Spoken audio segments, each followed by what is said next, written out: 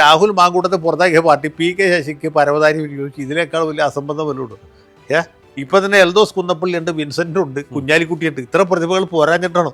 ഒന്ന് ആലോചിച്ച് നോക്കും. നാണാവില്ല ഇവർക്ക്. ബേപ്പൂർ ബി.ജെ.പിക്ക് ഏറ്റവും ശക്തിയുള്ള മണ്ഡലമാണ്. കോഴിക്കോട് ജില്ലയിൽ ബി.ജെ.പി ഏറ്റവും ശക്തമായിട്ടുള്ള സ്ഥലമാണ് മാറാടൊക്കെ.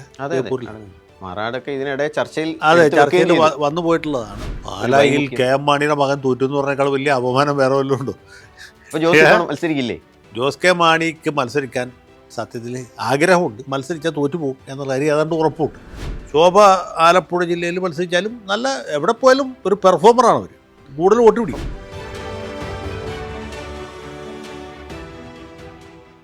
ബേപ്പൂര് സ്ഥാനാർത്ഥി പ്രഖ്യാപനം ഒന്നും നടന്നിട്ടില്ലെങ്കിലും നമ്മൾ മുന്നിൽ കാണുന്ന ഒരു തെരഞ്ഞെടുപ്പ് എന്ന് പറയുന്നത് മുഹമ്മദ് റിയാസ് വേഴ്സസ് PV അൻവർ ഇലക്ഷനായിരിക്കും. അങ്ങനത്തെ ഒരു ഫൈറ്റിൽ അൻവറിന് ബേപ്പൂർ ഒരു മണ്ഡലത്തിലൊക്കെ ജയിക്കാനുള്ളൊരു സാധ്യത വളരെ കുറവല്ലേ? ബേപ്പൂർ മണ്ഡലത്തിൽ ഒറ്റ കേൾവിയിൽ അൻവർ ജയിക്കാനുള്ള സാധ്യത വളരെ കുറവാണ്.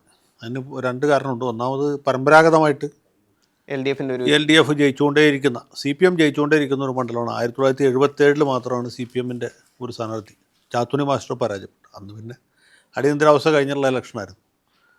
കേരളത്തിൽ ഏതാണ്ട് 111 മണ്ഡലത്തിൽ മറ്റവർ ജയിച്ച സമയം. അത് കഴിഞ്ഞാൽ പിന്നെ TK ഹംസയൊക്കെ പല പ്രാവശ്യം ജയിച്ചിട്ടുള്ളതാണ്. ആകെ എനിക്ക് CPMൻ്റെ അത് ഉറച്ച മണ്ഡലമാണ്. പക്ഷെ ഒരു തെരഞ്ഞെടുപ്പ് മാത്രം എനിക്ക് ആദം മുൽസി എത്രയോ കരീമിനെതിരെ മത്സരിച്ചു 5000 വോട്ടോ. ചെറിയ വ്യത്യാസം അല്ല, അത് ഒരു കാര്യമല്ല. രണ്ടാമത്തത് മുഹമ്മദ് റിയാസ് ഒരു മോശം സ്ഥാനാർത്ഥിയൊന്നുമല്ല. അതിനല്ല ഏറ്റവും കൂടുതൽ നമ്മൾ എടുത്തു നോക്കിയ കേരളത്തിൽ പൊതുമരാമത്ത് വകുപ്പാണ് ഏറ്റവും പെർഫോം ചെയ്തൊരു വകുപ്പെന്ന് പറയാം. കാരണം റോഡായാലും പാലങ്ങളായാലും എല്ലാം. അല്ല, അത് G. സുധാകരൻ ഉണ്ടാക്കി വെച്ച ഒരു സ്ഥാനത്തിൻ്റെ തുടർച്ചയാണ്. എങ്കിൽ പോലും അല്ല, മുഹമ്മദ് റിയാസ് അങ്ങനെ അത്ര മോശം സ്ഥാനാർത്ഥിയൊന്നുമല്ല. പിന്നെ അദ്ദേഹം കഴിഞ്ഞ 5 കൊല്ലമായിട്ട് മണ്ഡലത്തിൽ ഉണ്ടായിരുന്നു, ആദ്യം അധ്യാന്തം ഉണ്ടായിരുന്നു. അപ്പോൾ അതുകൊണ്ട് അത്ര അൺപോപ്പുലറല്ല. പിന്നെ അതിനകത്ത് ഒരേ ഒരു ഘടകം എന്ന് പറയുന്നത് നമ്മൾ നേരത്തെ പറഞ്ഞ മുസ്ലിം വോട്ടുകളുടെ വലിയൊരു കേന്ദ്രീകരണം സംഭവിച്ചു പോയാൽ UDFന് അനുകൂലമായിട്ട് കേരളത്തിൽ ആകമാനം സംഭവിക്കുന്ന പോലെ ബേപ്പൂർ മണ്ഡലത്തിലും സംഭവിച്ചാൽ എങ്കിലാണ് പിന്നെ അതിന് തത്തുല്യമായിട്ട് വേറൊരു സംഭവം കൂടി മറുഭാഗത്ത് സംഭവിക്കാൻ സാധ്യതയുള്ളത്. ബേപ്പൂർ BJPക്ക് ഏറ്റവും ശക്തിയുള്ള മണ്ഡലമാണ്. കോഴിക്കോട് ജില്ലയിൽ BJP ഏറ്റവും ശക്തമായിട്ടുള്ള സ്ഥലമാണ് മാറാടൊക്കെ. ബേപ്പൂരിൽ മാറാടൊക്കെ ഇതിനിടെ ചർച്ചയിൽ വന്നു പോയിട്ടുള്ളതാണ്. അപ്പം ആ രീതിയിൽ ഒരു ഹിന്ദു ഏകീകരണം BJPക്ക് അനുകൂലമായിട്ടും മുസ്ലിം ഏകീകരണം നമ്മുടെ UDFന് അനുകൂലമായിട്ടും ഉണ്ടായാൽ, പണ്ടാരോട് പറഞ്ഞു വിട്ട് പുഴ വറ്റിയും പോയി തുടലറ്റും പോയാൽ അതാണല്ലോ ജനാധിപത്യം. ചിലപ്പോൾ വേണമെങ്കിൽ സംഭവിക്കാം. പിന്നെ മറ്റൊരു മണ്ഡലം നമ്മുടെ മുമ്പിലുള്ളത് കഴിഞ്ഞ ദിവസങ്ങളിലൊക്കെ ചർച്ച ചെയ്യും, പാല. എന്താണ് അവിടെ? കാരണം സ്വാഭാവികമായിട്ട് നമുക്കറിയാം ഒരു വശത്ത് മാണി സി കാപ്പനായിരിക്കും മത്സരിക്കുക, UDF ഉറപ്പാണ്. LDFന്റെ സ്ഥാനാർത്ഥിയായിട്ട് എല്ലാ സാഹചര്യം അനുസരിച്ച് പാലാ പോലുള്ള സ്ഥലത്ത് ജോസ് കെ മാണി മത്സരിക്കേണ്ടതാണ്. പക്ഷെ ജോസ് കെ മാണിയോട് എത്ര ചോദിച്ചാലും മത്സരിക്കുന്ന കാര്യം തീരുമാനിച്ചിട്ടില്ല. പാർട്ടി ചർച്ച ചെയ്ത് തീരുമാനിക്കണമല്ലോ. അദ്ദേഹത്തിന് പിറവത്ത് ആരാണ് സ്ഥാനാർത്ഥി എന്ന് ചോദിച്ചാൽ അനൂപ് ജേക്കബിന് ഞാനാന്ന് പറയാൻ പറ്റും. ഇല്ല, പുള്ളിയുടെ സംസ്ഥാന കമ്മിറ്റി വിളിക്കണം, ജില്ലാ കമ്മിറ്റി വിളിക്കണം, താലൂക്ക് കമ്മിറ്റി വിളിക്കണം, മണ്ഡലം കമ്മിറ്റി വിളിക്കണം. എല്ലാവരും കൂടി അനൂപ് തന്നെ മത്സരിക്കണമെന്ന് പറഞ്ഞാൽ അദ്ദേഹത്തിന് മത്സരിക്കാൻ പറ്റുള്ളൂ. എന്ന് പറഞ്ഞ പോലെ റോഷിക്ക് പറയാം, ജോസിന് പറയാൻ പറ്റില്ലല്ലോ. ജോസിന് അവിടെ ഒരു കഴിഞ്ഞ തവണത്തെ ഒരു തോൽവി ജോസിനെ സംബന്ധിച്ച് ഒരു അലട്ടുന്ന ഒരു പ്രശ്നമാണോ പാലായിൽ ഇത്തവണ? പാലായിൽ കെ എം മാണിയുടെ മകൻ തോറ്റു എന്ന് പറഞ്ഞേക്കാൾ വലിയ അപമാനം വേറെ വല്ലതും ഉണ്ടോ? മത്സരിക്കില്ലേ? ജോസ് കെ മാണിക്ക് മത്സരിക്കാൻ സത്യത്തിൽ ആഗ്രഹമുണ്ട്. പക്ഷേ മത്സരിച്ചാൽ തോറ്റുപോകും എന്നുള്ള കാര്യം ഏതാണ്ട് ഉറപ്പുണ്ട്. പാലായിൽ അരിയാഹാരം കഴിക്കുന്നവർ മാത്രമല്ല, മൂക്ക് കീഴ്പോട്ടുള്ള എല്ലാ ആളുകൾക്കും അറിയാം മാണി സി കാപ്പനെ ഇന്നത്തെ നിലയ്ക്ക് തോൽപ്പിക്കാൻ പറ്റില്ല. വേറെ ആരെങ്കിലും തോൽപ്പിക്കാം, പക്ഷേ ജോസ് കെ മാണി തീരെ പോരാ എന്നുള്ളതാണ് ഒരു സത്യം. മാത്രമല്ല വേറൊരു ഭീഷണി കൂടിയുണ്ട്. BJPയുടെ സ്ഥാനാർത്ഥിയായിട്ട് ഷോൺ ജോർജ് വരുന്നുണ്ട്. അപ്പോൾ അതും കൂടി വരുമ്പോൾ സംഗതി ആകെ കുഴപ്പത്തിലാവും. അപ്പോൾ ചില ദോഷൈകതർക്കുകൾ പറയുന്നതനുസരിച്ചിട്ടാണെങ്കിൽ ഈ വലിയൊരു മത്സരം നടക്കുകയും ജോസ് കെ മാണി മത്സരിക്കുകയും ചെയ്യുകയാണെങ്കിൽ അദ്ദേഹം 3ാം സ്ഥാനത്തായി പോകാനുള്ള സാധ്യത പോലും സംഭവിച്ചേക്കാം. വിദൂരമല്ല. തെരഞ്ഞെടുപ്പിൽ മൂവാറ്റുപുഴ മത്സരിച്ചപ്പം അത് 3ാം സ്ഥാനത്തായിപ്പോയി. അല്ല, അതുപോലെ അല്ലല്ലോ പാലായിൽ. അപ്പോൾ അങ്ങനെ ഒരു സാധ്യതയുണ്ട്. പിന്നെ CPMകാരുടെ വോട്ടൊന്നും അധികം ഉറച്ച് വിശ്വസിക്കാൻ പറ്റില്ല. അവരൊക്കെ എന്ത് അതിക്രമം വേണമെങ്കിൽ ചെയ്യാൻ പഠിക്കാത്ത ആളുകൾ. ഈ തദ്ദേശ തെരഞ്ഞെടുപ്പിലെ പാലയൊക്കെ കൈവിട്ട ഒരു സാഹചര്യം. അതെ, പാലാ മുനിസിപ്പാലിറ്റി പോയി. പാലാ മുനിസിപ്പാലിറ്റി പോയെന്നുള്ളതല്ല, ഇദ്ദേഹത്തിൻ്റെ ഒരു പ്രഖ്യാപിത ശത്രുവായിട്ട് പുളിക്കക്കണ്ടം പ്രദേശത്ത് അവരുടെ കയ്യിലായി വരണം. അത് ഇനി അല്ലെങ്കിൽ നിഷ ജോസ് കെ മാണി എങ്ങാനും അവസാന നിമിഷം ഒരു സ്ഥാനാർത്ഥിയായി വരും. നിഷ മത്സരിച്ച ജോസ് മത്സരിക്കുന്നില്ല. ജോസ് മത്സരിക്കാതെ നിഷ രാജ്യസഭയിൽ 2 വർഷത്തോളം കാലാവധി ഉണ്ട്. ബാക്കി നിഷ നിഷ മത്സരിക്കാനുള്ള മത്സരിക്കുകയാണെങ്കിൽ നമ്മൾ ഈ നേരത്തെ പറഞ്ഞ പോലെ 3ാം സ്ഥാനത്തിന് വേണ്ടിയിട്ട് അല്ലാതെ ഒരു വലിയ വലിയ ഫൈറ്റ് ജയസാധ്യതയ്ക്കുള്ള ഒരു സാധ്യത. അവിടെ മാണി ഗ്രൂപ്പിന് ജയിക്കണമെങ്കിൽ റോഷി അഗസ്റ്റിൻ്റെ സ്ഥാനാർത്ഥിയായിട്ട് നിർത്തണം. റോഷി പാലക്കാരൻ. ഞാൻ പാലക്കാരൻ റോഷി ഇന്നത്തെ സാഹചര്യത്തിൽ നിൽക്കില്ല. റോഷിയെ നിർത്തുകയില്ല, റോഷി നിൽക്കുകയില്ല. പിന്നെ മറ്റൊരു കോൺസ്റ്റിറ്റ്യുവൻസി കൊട്ടാരക്കരയാണ്. കെ എൻ ബാലഗോപാൽ കഴിഞ്ഞ തവണ മത്സരിച്ച് 10,000-ഓളം വോട്ടിൽ. രശ്മി ആയിരുന്നു UDFൻ്റെ കാൻഡിഡേറ്റ്. എനിക്കൊന്ന് കൊടിക്കുന്ന് സുരേഷിൻ്റെ നോമിനി ആയിരുന്നു. അത് ഐഷ പോറ്റി UDFിലേക്ക് വരുമ്പോൾ സ്വാഭാവികമായിട്ടും അവർക്ക് സീറ്റ് വാഗ്ദാനം ചെയ്തിട്ടായിരിക്കും അവരെ കൊണ്ടുവരിക. ഈ ഐഷ പോറ്റിയാണ് ശരിക്കും ബാലകൃഷ്ണപിള്ളയിൽ നിന്ന് ആ തട്ടകം LDFന് പിടിച്ചെടുക്കും. ഒരു അവസാനത്തെ തെരഞ്ഞെടുപ്പിരിക്കുന്ന 36,000-38,000 വോട്ടിന് ഭൂരിപക്ഷം വരെ അവർക്ക് മേളിൽ കിട്ടി. ഇന്നത്തെ സാഹചര്യത്തിൽ ഐഷ പോറ്റി വേഴ്സസ് ബാലഗോപാൽ ഫൈറ്റ് കൊട്ടാരക്കരയിൽ എങ്ങനെ? അല്ല, ഐഷ പോറ്റിക്ക് കിട്ടിയ വോട്ടെന്ന് പറഞ്ഞത് അവരുടെ വ്യക്തിപരമായിട്ടുള്ള വോട്ടല്ല. ആ അവർ യഥാർത്ഥത്തിൽ ഒരു സാധു സ്ത്രീ, വലിയ മാർക്സിസ്റ്റ് പാരമ്പര്യമൊന്നുമില്ല, ഒരു ഇടതുപക്ഷക്കാരിയാണ്. ജില്ലാ പഞ്ചായത്ത് പ്രസിഡൻ്റായിരുന്നു. ഒരു തവണ ബാലകൃഷ്ണപിള്ളയ്ക്കെതിരെ മത്സരിച്ചു, ജയിച്ചു. അതിനുശേഷമുണ്ടായ ഒരു പ്രധാന പ്രത്യേകത എന്ന് വെച്ചാൽ ആദ്യത്തെ തവണ ജയിച്ചത് മനസ്സിലായി, ബാലകൃഷ്ണപിള്ളയെ തോൽപ്പിച്ചു എന്നുള്ളത് സത്യമാണ്. ഞാനത് കുറച്ച് കാണുന്നില്ല. അന്ന് മാർക്സിസ്റ്റുകാർ, ആദ്യം CPIക്കാരും പിന്നെ മാർക്സിസ്റ്റുകാരും കൊട്ടാരക്കരയിൽ ഇങ്ങനെ സ്ഥാനാർത്ഥികളെ മാറി പരീക്ഷിച്ചു. ഈ ചന്ദ്രശേഖരൻ നായർ, ഈ രാജേന്ദ്രനൊക്കെ മത്സരിച്ച് തോറ്റ സ്ഥലമാണ് കൊട്ടാരക്കര. അവിടെ CPI നിക്കക്കളില്ലാത്ത ശൈലാണ് CPMന് കൊടുത്തിട്ട് അടൂർ സീറ്റ് വാങ്ങിച്ചു. പത്തനംതിട്ട ജില്ലയിൽ ഒരു പ്രാതിനിധ്യം ആയിക്കോട്ടെ എന്ന് പറയും. അപ്പോൾ അതും ഒരു ഘടകമാണ്. പക്ഷേ അതിന് ശേഷം ഉണ്ടായ മാറ്റം എന്ന് വെച്ചാൽ ഈ മണ്ഡല പുനർവിഭജനത്തിന് ശേഷം നെടുവത്തൂർ മണ്ഡലം ഇല്ലാണ്ടായി. നെടുവത്തൂർ എന്ന് പറഞ്ഞൊരു പട്ടികജാതി സംവരണ സീറ്റായിരുന്നു. അത് മാർക്സിസ്റ്റ് പാർട്ടിയുടെ കോട്ടയാണ്. ഈ നെടുവത്തൂർ മണ്ഡലം ഇല്ലാതായപ്പോൾ എന്ത് ചോദിച്ചാൽ അതിൻ്റെ പ്രധാന ഭാഗങ്ങളൊക്കെ കൊട്ടാരക്കരയ്ക്ക് വന്നു. കൊട്ടാരക്കരയുടെ ഗണ്യമായ ഒരു ഭാഗം പത്തനാപുരത്തേക്ക് പോയി. അപ്പോൾ പത്തനാപുരമാണ് പുതിയ കൊട്ടാരക്കര, ബാലകൃഷ്ണപിള്ളയുടെ ശരിക്കുള്ള തട്ടം. ഈ കൊട്ടാരക്കര എന്ന് പറയുന്നത് പഴയ നെടുവത്തൂരാണ്. ഈ പേരിൽ ഒഴിച്ചാൽ കൊടുങ്ങല്ലൂർ മാളയം പോലെയാണ്. മാള മണ്ഡലം ഇല്ലാണ്ട് കഴിച്ചപ്പോൾ സ്ഥലങ്ങളൊക്കെ അവിടെ തന്നെ ഉണ്ടല്ലോ, അത് കൊടുങ്ങല്ലൂരായിട്ട് മാറി. കൊടുങ്ങല്ലൂർ എന്നുള്ള പേര് ചാർത്തി കിട്ടി. പഴയ കൊടുങ്ങല്ലൂർ ഇപ്പോൾ കയ്പമംഗലമായിട്ട് എന്ന് പറഞ്ഞ പോലെ നെടുവത്തൂരാണ് കൊട്ടാരക്കര. അപ്പോൾ നെടുവത്തൂർ മാർക്സിസ്റ്റ് കോട്ടയാണ്. അവിടെ ഐഷ പോറ്റിയെ പോലെ ഒരു ആർക്കും എതിരഭിപ്രായം ഇല്ലാത്തൊരു സ്ഥാനാർത്ഥി വരികയും പിന്നെ കോൺഗ്രസ് സംവിധാനം വളരെ വളരെ ദുർബലമാണ്. എവിടെ? കൊല്ലം ജില്ലയിൽ. അവിടെ ഒരു സ്ഥാനാർത്ഥി ഒരു അതിൽ 40,000 ഭൂരിപക്ഷം കിട്ടില്ല, അത്ഭുതമില്ല. പിന്നെ ബാലഗോപാലിന് ഐഷ പോറ്റിക്കുള്ള അത്ര ഒരു സ്വീകാര്യത നാട്ടുകാരുടെ ഇടയിലില്ല. ബാലഗോപാൽ പൊതുവെ അങ്ങനെ ആളുകളായിട്ട് ഇടപെടലുകയോ കെട്ടിപ്പിടിക്കുകയോ ഉമ്മൊക്കെ ഒന്നും ചെയ്യാൻ അറിയാത്ത ഒരാളാണ്. പുള്ളിക്ക് പെരുമാറാൻ ഒരു ബുദ്ധിമുട്ടുണ്ട്. പക്ഷെ പാർട്ടിയിൽ പൊതുവെ ഒരു ജനകീയനായ ഒരാളാണ്. അതൊക്കെ അതെ. പക്ഷേ ഒരു പക്ഷേ നിങ്ങൾ പറഞ്ഞ പോലെ കേരളത്തിലൊരു തുടർ ഭരണം ഉണ്ടായില്ല, UDF ആണ് ഭരിക്കുന്നെങ്കിൽ പ്രതിപക്ഷ നേതാവ് പോലും ആകാൻ വേണമെങ്കിൽ പരിഗണിക്കപ്പെടാവുന്ന ആളാണ്. അതെ, അതല്ല പറഞ്ഞത്. പക്ഷേ അദ്ദേഹത്തിന് ആ രീതിയിലൊരു ജനങ്ങളുടെ ഇടയിലേക്ക് ഇറങ്ങി പ്രവർത്തിക്കാൻ പറ്റിയ ഒരാളല്ല. ബാലഗോപാലും പ്രേമേന്ദ്രൻ തമ്മിൽ മത്സരിച്ചു ലോക്സഭയിലേക്ക്. ഈ രണ്ടുപേരും തമ്മിൽ വ്യത്യാസം, പ്രേമേന്ദ്രൻ ഇങ്ങനെ സോഡിയം വെള്ളത്തിലിട്ട പോലെ പോകുന്ന ആളാണ്. അല്ലാതെ RSPക്ക് എന്ത് ശക്തിയുടെ അദ്ദേഹം ജയിച്ചതല്ല. കോൺഗ്രസ്സുകാർക്ക് തന്നെ ഉള്ളുകൊണ്ട് ഇയാളാവുന്നതിൽ ഒരു ഇഷ്ടം കേട്ടിട്ടുണ്ട്. പക്ഷേ ജനങ്ങളുടെ വോട്ട് ഈ ബാലഗോപാലിൻ്റെ ഒരു അതൊക്കെ ഉണ്ട്, അതിലൊന്നും കാര്യമില്ല. അപ്പോൾ ബാലഗോപാലിൻ്റെ ശരിക്കുള്ള പ്രശ്നം പുള്ളിക്ക് ഒരു കാണപ്പെടാത്ത ഒരു പുറന്തോടുണ്ട് എന്നുള്ളതാണ്. പ്രേമേന്ദ്രന് ഇല്ലാത്തതും അത് തന്നെയാണ്. അപ്പോൾ ഐഷ പോറ്റിയും ബാലഗോപാലും തമ്മിലെ യഥാർത്ഥ വ്യത്യാസം ഇത്. ഐഷ പോറ്റി പോകുമ്പോൾ നമ്മുടെ ഒരാളായിട്ട് ആൾക്കാർ അംഗീകരിക്കുന്നു. അവരിപ്പം മത്സരിക്കാൻ പോകുന്ന ഇടതുപക്ഷത്തല്ല, പാർട്ടി മാറിയാണ് മത്സരിക്കുന്നത്. അതുകൊണ്ട് തന്നെ വേറെ സംഭവം കൂടെ ചിലപ്പോൾ സംഭവിക്കാവുന്നത് അഖിൽ മാരാറ് 2020 വഴി BJP അല്ലെ NDA സ്ഥാനാർത്ഥിയായിട്ട് വരാം. അങ്ങനത്തെ ഒരു ഫൈറ്റിൽ സ്വാഭാവികമായിട്ട് ജയിക്കാനുള്ള സാധ്യത ബാലഗോപാലിന് തന്നെയാണ്. സാധാരണ ഇതിൽ ബാലഗോപാലിന് തന്നെയാണ് സാധ്യത. കാരണം വെച്ചാൽ അത് നെടുവത്തൂർ മണ്ഡലമാണ് എന്നുള്ളതാണ് എന്നുള്ളതാണ്. പട്ടിക സമുദായക്കാർക്ക് വലിയ പ്രാമുഖ്യമുള്ള സ്ഥലമാണ്. അവരുടെ വോട്ടൊന്നും അത്ര എളുപ്പത്തിൽ മാറി മറ്റേ വശത്തേക്ക് പോവുകയില്ല. പിന്നെ ഐഷ പോറ്റി മത്സരിക്കുമ്പോൾ പിന്നെ വേറൊരു കാര്യമുള്ളതെന്ന് വെച്ചാൽ അഖില കേരള അടിസ്ഥാനത്തിൽ വലിയൊരു UDF തരംഗം അല്ലെങ്കിൽ LDF വിരുദ്ധ വികാരമാണ് ശക്തമായിട്ട് വരുന്നത്. അവിടെയാണ് ഈ പുള്ളിംഗ് പവർ കുറഞ്ഞ ഒരു കാൻഡിഡേറ്റാണ് ബാലഗോപാൽ. അതൊരു ഘടകമാണല്ലോ. പുള്ളിംഗ് പവർ എന്ന് പറഞ്ഞാൽ സ്ഥാനാർത്ഥിക്ക് ഒരു കരിസ്മ വേണ്ട. ആ കരിസ്മ കുറഞ്ഞ ആളാണ്.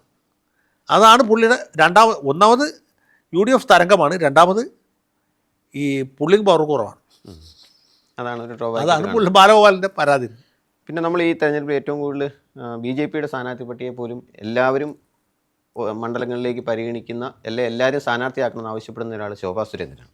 ശോഭാ സുരേന്ദ്രൻ്റെ സ്ഥാനാർത്ഥി ശരിക്കും പറഞ്ഞാൽ വളരെ ശ്രദ്ധാകേന്ദ്രമാണ്. കാരണം വെള്ളാപ്പള്ളി LDFന് വേണ്ടി ഇത്രയും എന്താ പറയുക മുസ്ലിം വിരുദ്ധത അല്ലെങ്കിൽ മുസ്ലിമിനെ ചാരി മറുവശത്ത് വോട്ട് ക്യാൻവാസ് ചെയ്യാനുള്ള ശ്രമം നടത്തുമ്പോൾ പോലും ശോഭാ സുരേന്ദ്രനെ എല്ലാ തെരഞ്ഞെടുപ്പിലും അകമൊഴിഞ്ഞ് പിന്തുണച്ച ഒരാളാണ് വെള്ളാപ്പള്ളി നടേശൻ.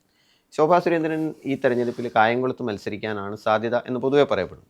കായംകുളത്ത് പോലൊരു മണ്ഡലത്തിൽ ശോഭാ സുരേന്ദ്രൻ കഴിഞ്ഞ തവണ ലോക്സഭയെ മത്സരിച്ച് 2ാം സ്ഥാനത്ത് എത്താനായ ഒരു സ്ഥലം കൂടെ. കായംകുളത്ത് എന്തെങ്കിലും ഒരു വിജയസാധ്യത ശോഭാ സുരേന്ദ്രൻ കാണുന്നുണ്ട്? ശോഭാ സുരേന്ദ്രൻ കായംകുളത്തല്ല, പാലക്കാട്ട് മത്സരിക്കാനാണ് കൂടുതൽ സാധ്യത എന്ന് ഞാൻ വിചാരിക്കുന്നത്. പാലക്കാട്ട് മത്സരിച്ച് ജയിക്കുമോ എന്നുള്ള വേറെ കാര്യമാണ്. ജയം എന്നൊക്കെ പറഞ്ഞാൽ നമ്മുടെ കയ്യിലിരിക്കുന്ന കാര്യമല്ല, പ്രത്യേകിച്ച് BJPയെ സംബന്ധിച്ചു. കായംകുളത്തെ സംബന്ധിച്ചിടത്തോളം പറഞ്ഞാൽ കായംകുളത്തിൻ്റെ ഒരു പ്രത്യേകത ഈ ഈഴവരാതി പിന്നാക്ക സമുദായക്കാർക്ക് വലിയ പ്രാമുഖ്യമുള്ളൊരു മണ്ഡലം. തച്ചടി പ്രഭാകരൻ്റെയൊക്കെ സമയം തൊട്ട് നായർ സമുദായത്തിനും ശക്തമായ പോക്കറ്റുകളുണ്ട്. ക്രിസ്ത്യൻ കമ്മ്യൂണിറ്റി അത്ര തന്നെ വരുന്നില്ല. മുസ്ലിം വോട്ടർമാർ ധാരാളമുണ്ട്. അങ്ങനെ ഒരു ഇഴവ മുസ്ലിം പ്രാമുഖ്യമുള്ള സ്ഥലമാണ്. കോൺഗ്രസും അതുപോലെ തന്നെ CPM ഏറെക്കുറെ തുല്യ ശക്തിയാണ്. ഇപ്പോൾ സമീപകാലത്തൊക്കെ സ്ഥിരമായിട്ട് CPM സ്ഥാനാർത്ഥികളാണ് ജയിക്കുന്നതെങ്കിൽ പോലും അത് ഒരു പരമ്പരാഗത കോൺഗ്രസ് കേന്ദ്രമാണ്. ഇപ്പോൾ കേരളത്തിലെമ്പാടും കോൺഗ്രസിന് ഒരു ശൈഥില്യം ഉണ്ടായത് കായംകുളത്ത് ബാധിച്ചു എന്ന് മാത്രമേ ഉള്ളൂ. ഏറ്റവും അവസാനം കായംകുളത്ത് ജയിച്ച M.M. അസനോറ്റാണ് 2001. അത് പിന്നെ ആരും ജയിച്ചിട്ടില്ല. അതിനു മുമ്പും CPMകാരും കോൺഗ്രസ്സുകാരും മാറി മാറി ജയിച്ചിട്ടുള്ള സീറ്റാണ്. അപ്പോൾ അവിടെ BJP വളരെ പ്രബലമൊന്നുമല്ല. പിന്നെ സമീപകാലത്തെ ഒരു മാറ്റം എന്ന് വെച്ചാൽ ഈ CPM നിന്ന് ഒരുപാട് ആളുകൾ പല കാരണങ്ങളാൽ തെറ്റിപ്പിരിഞ്ഞവർ, തെറ്റിപ്പിരിഞ്ഞ കുറേ ആളുകൾ BJPക്കാരായി. സാക്ഷാൽ CPMനെ SDPI ഹൈജാക്ക് ചെയ്യുന്നു എന്നൊരു പരാതിയും ഉയർന്നു വന്നു. അമ്പലപ്പുഴ MLA, അമ്പലപ്പുഴ മാത്രമല്ല കായംകുളത്താണ് അത് കൂടുതലായിട്ട് കാണുന്നത്. സലാമിനെ കുറിച്ച് ആ രീതിയിലുള്ള ആരോപണം, അത് സലാം എന്ന് പറഞ്ഞ വ്യക്തിക്കെതിരായിട്ടാണ്. മറ്റത് ഈ പ്രാദേശികമായിട്ട് ഇങ്ങനൊരു അതുകൊണ്ട് കൂടിയാണ് കഴിഞ്ഞോണം ശോഭാ സുരേന്ദ്രൻ കഴിഞ്ഞോണം അത്ര അധികം വോട്ട് കിട്ടിയത്. ശോഭ ആലപ്പുഴ ജില്ലയിൽ മത്സരിച്ചാലും നല്ല എവിടെ പോയാലും ഒരു പെർഫോമറാണ് അവർ, കൂടുതൽ വോട്ട് പിടിക്കും. യാതൊരു സാധ്യത അത് എറണാകുളത്ത് ഒരു ബൈ ഇലക്ഷൻ മത്സരിച്ചു. അപ്പോൾ പോലും അവർ കാൻഡിഡേറ്റ് എന്നുള്ളത് അവരുടെ പ്രസൻസ് ഭയങ്കര ശക്തമായിരുന്നു. അപ്പോൾ പാലക്കാടാണ് കൂടുതൽ സാധ്യത എന്നാണ് പാലക്കാടാണ് കൂടുതൽ സാധ്യത എന്ന് ഞാൻ വിചാരിക്കുന്നു. പിന്നെ നമ്മൾ ഏറ്റവും ശ്രദ്ധേയമായ മത്സരം നടക്കുന്നത് നേമമാണ്. കഴിഞ്ഞ തവണ K. മുരളീധരൻ അവിടെ പോയി മത്സരിക്കുകയും നമ്മുടെ മന്ത്രി ശിവൻകുട്ടി അവിടെ വിജയിക്കുന്ന ഒരു സാഹചര്യമൊക്കെ സൃഷ്ടിച്ചു. ഈ തവണ രാജീവ് ചന്ദ്രശേഖർ ആദ്യമേ സ്വയം സ്ഥാനാർത്ഥിത്വം പ്രഖ്യാപിച്ചു. കഴിഞ്ഞ ലോക്സഭാ തെരഞ്ഞെടുപ്പിൽ നല്ല പോരാട്ടം നടത്തുകയും വട്ടിയൂർക്കാവും നേമത്തും BJP ഒന്നാമത് എത്തുകയും ചെയ്തു. അപ്പോൾ ഈ നേമം പോലൊരു മണ്ഡലത്തിൽ ഇത്തവണ നഷ്ടപ്പെട്ടു പോയ അക്കൗണ്ട് പുനഃസ്ഥാപിക്കാൻ രാജീവ് ചന്ദ്രശേഖരന് പറ്റുമോ? പറ്റിയേക്കാം. ഒന്നാമത് അദ്ദേഹത്തിന് നമ്മൾ നേരത്തെ പറഞ്ഞ പോലെ ചില പ്രത്യേക ക്വാളിറ്റീസ് ഉണ്ട്. അതായത് തിരുവനന്തപുരം പോലത്തെ ഒരു സ്ഥലത്ത് ആളുകൾ ആഗ്രഹിക്കുന്ന ചില മേന്മകൾ വേറൊരു രീതിയിൽ കോർപ്പറേഷൻ അവർക്ക് കിട്ടിയെന്നുള്ള മാത്രമല്ല, കോർപ്പറേഷൻ്റെ അകത്ത് നിയമത്തിൻ്റെ അകത്ത് വരുന്ന ഭാഗത്താണ് പഴയ തിരുവനന്തപുരം ഈസ്റ്റാണ്. തിരുവനന്തപുരം ഈസ്റ്റ് ആണ് ആ നിയമം, തിരുവനന്തപുരം നോർത്താണ് വട്ടിയൂർക്കാവ്. ഇത് രണ്ടും നായർ പ്രാമുഖ്യമുള്ള മണ്ഡലങ്ങളാണ്. അത് രണ്ടും പണ്ട് NDP ജയിച്ചിരുന്ന സീറ്റുകളാണ്. അപ്പോൾ അങ്ങനെ കമ്മ്യൂണലായിട്ട് ഒരു അപ്പർ ഹാൻഡ് ഉണ്ട്. പിന്നെ രാജീവ് ചന്ദ്രശേഖറിന് മറ്റു രീതിയിലൊരു സ്വീകാര്യതയുണ്ട്. ശശി തരൂരല്ല മറ്റാരെങ്കിലും വരുന്ന സ്ഥാനാർത്ഥിയും കഴിഞ്ഞോണ്ട് അദ്ദേഹം പാർലമെന്റിലേക്ക് ജയിച്ചു. നേമത്ത് കഴിഞ്ഞ തവണ നമ്മൾ മുരളീധരൻ്റെ ഒരു കഴിഞ്ഞ തവണ മുരളീധരൻ വന്നതുകൊണ്ട് അക്കൗണ്ട് ക്ലോസ് ചെയ്യുന്നതിൽ ഒരു പരിധി വരെ ശരിക്കും പറഞ്ഞാൽ UDFന്റെ സ്ഥാനാർത്ഥി 26,000 വോട്ടിലേക്ക് വളരെ ചുരുങ്ങിയോണ്ടാണ് അതുകൊണ്ടാണ് BJP ജയിച്ചത്. അതിന് വേറെ കാര്യം, ശിവൻകുട്ടി പക്ഷെ നല്ല കാൻഡിഡേറ്റ് അല്ലേ? ശിവൻകുട്ടി നല്ല സ്ഥാനാർത്ഥിയാണ്. ശിവൻകുട്ടി നാട്ടുകാരനാണ്, സ്വീകാര്യനാണ്, അതെ മന്ത്രിയാണ്. അല്ല അതുകൊണ്ടല്ല, ശിവൻകുട്ടിക്ക് സാധാരണ കയ്യിൽ CPMന് കിട്ടാവുന്ന വോട്ടുകളൊക്കെ അദ്ദേഹത്തിന് കിട്ടും. പിന്നെ കുറേ മറ്റു രീതിയിലുള്ള വോട്ടുകൾ കിട്ടും. പിന്നെ BJP ജയിക്കാതിരിക്കാൻ വേണ്ടി മുസ്ലിം കമ്മ്യൂണിറ്റി ബ്ലോക്കായിട്ട് ശിവൻകുട്ടി കൂട്ടി അങ്ങനെയൊക്കെ ചില, പക്ഷേ മുസ്ലിം വോട്ട് താരതമ്യേന വളരെ കുറവാണ്, അതും ഒരു ഘടകമാണ്. ഇങ്ങനെയുള്ള ഒരുപാട് സംഗതികളുണ്ട്. പക്ഷേ രാജീവ് ചന്ദ്രശേഖർ അങ്ങനെ ഒരു സാധാരണ സ്ഥാനാർത്ഥിയല്ല.